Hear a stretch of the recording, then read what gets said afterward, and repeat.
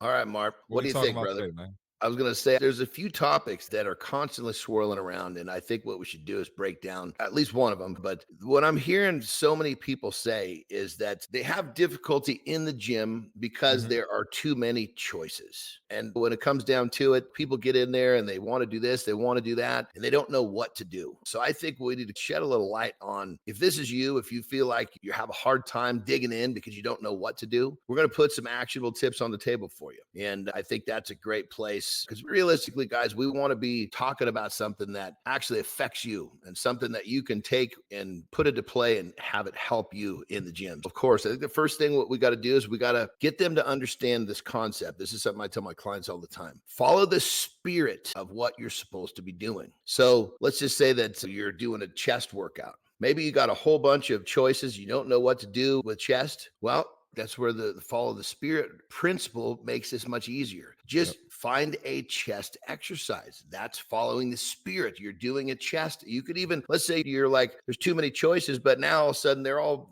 the choices are gone because you sat there and waited so long that everybody took the machines and the equipment. Get your butt on the ground and do some push-ups because guess what? Push-ups, that's in the spirit of a chest workout. So Mark, why don't you talk about this, brother? Yeah, I think a lot of people too much. Simple always wins. Your workout routine, you can have the most basic, simple workout routine and get results. And this is where it messes people up because people think they got to do all this fancy stuff. Oh, my gym doesn't have this machine. Okay, your gym doesn't have this machine. You can still work that muscle. Keep things simple. You don't have to, like a lot of my clients, we repeat the workouts, right? We work in phases. We're adding more weight. Maybe we'll push the sled further, add more weight to that. But there are ways you can progressively overload. But your workouts do not have to be some spectacular, awesome thing. More than likely, the person that you want to look like, they do simple shit. And then in so many cases, when people get confused because they don't know what to do, they find themselves procrastinating. And the procrastination eats up a lot more time than people think. So a workout that might only need to take you 30 minutes could take you an hour. Yep. And when you fall victim to the idea that you don't know what to do and you let it slow you down, you let it affect you in a way that you shouldn't, it's going to basically keep you from having an experience that makes you want to come back tomorrow. And if you boil the whole thing down, what you need to do is get in the gym. You need to put some effort forth. And when it's all over, with whatever time you had, maybe you were late, maybe you only got 20 minutes for the day, maybe you got an hour, it doesn't really matter. The question is that you get in there, put in some work, feel good so you can't wait to do it again tomorrow. So boiling it down and simplifying it is really, just like Marty said, is the way to go. And if you look at people that have made a ton of progress, they do a lot of simple shit too. So another saying that I love to say to my clients is don't get lost in the details. The details in certain cases, they matter. In other cases, they don't. If you're being trained to be a world champion lifter, okay, those details might matter. But if you're just wanting to basically be fit and healthy and lose some body fat, don't get lost in the details of the exercises. Follow the spirit of what you're supposed to be doing. Take a hold of And that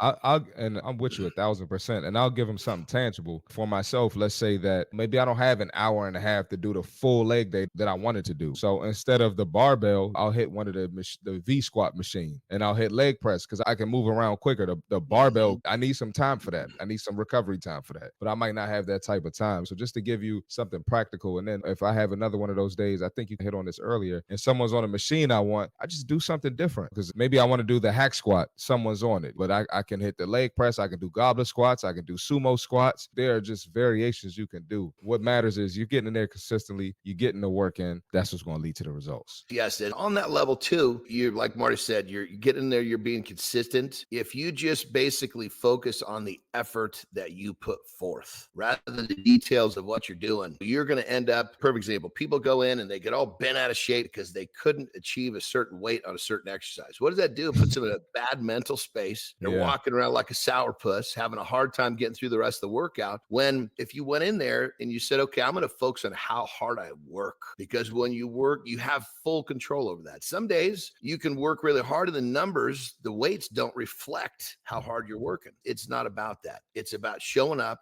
It's about putting in the effort. It's about feeling good, and make sure that, again, you're going to hear me say this over. When you want to go back tomorrow, when you want to train again tomorrow, this drill gets a whole lot easier. So we are here to help you simplify, boil it down in a way that is going to allow you to get this done no matter what the challenges are. Obviously, in this case, we're really addressing those of you who get overwhelmed. And so by following the spirit of what you're supposed to be doing and making sure that you focus on the efforts, these two elements should really take that problem. Because I actually was looking at the top 5 issues that people in general have Mhm. with the gym, and this was in the top 5. So, Really? uh, yeah, it was. I was pretty blown away. And I think it comes down to the fact that people go in the gym without a plan and they end up, what am I going to do? If you don't know what you're going to do, you're going to get overwhelmed with choices. And again, they're really not attacking this with the idea that my job is to get in here, get some work in, get out, and feel good. So I Yep. want to do it again tomorrow. So again, simplify this stuff, guys. You can be And simple, it can be easy. Go ahead, Marty. I was going to say, you got to develop your philosophy for the gym. So, if I'm going to hit like my push day, I got 3 staples. I'm doing bench press,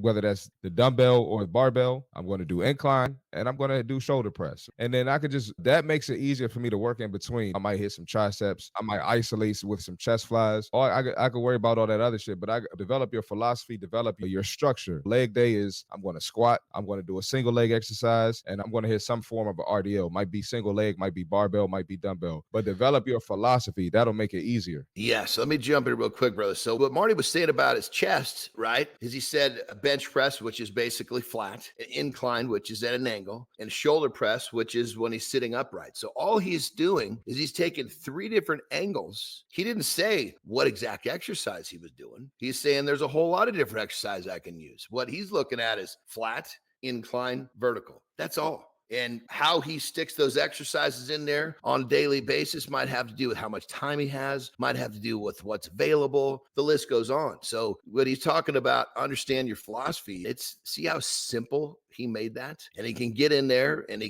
there's so many different directions he can go based upon the challenges, and he gets the job done. And it's all about the simplicity of the vision of what you're supposed to do when you get in there. Absolutely. And that's been working for me for I don't know how many years, just that simple. But you'd be surprised at how many of the people you want to emulate, they do the same thing. I'm sure John Anderson does the same thing. So whenever you have arm day, you got your staples, you got your things you look forward to. And then let's just say that you're in a position where the only thing that's available is this one. Do a set of push-ups before you jump on that machine. So you're doing something that you know is going to put some work in, then jump on the machines. In many cases, a certain machine may not be the way you want it to, but you're still working. There's so many ways to skin this cat. And just remember, keeping it simple, but most importantly, don't get overwhelmed. Make sure you focus on putting in the work so you want to do it again tomorrow. That's it.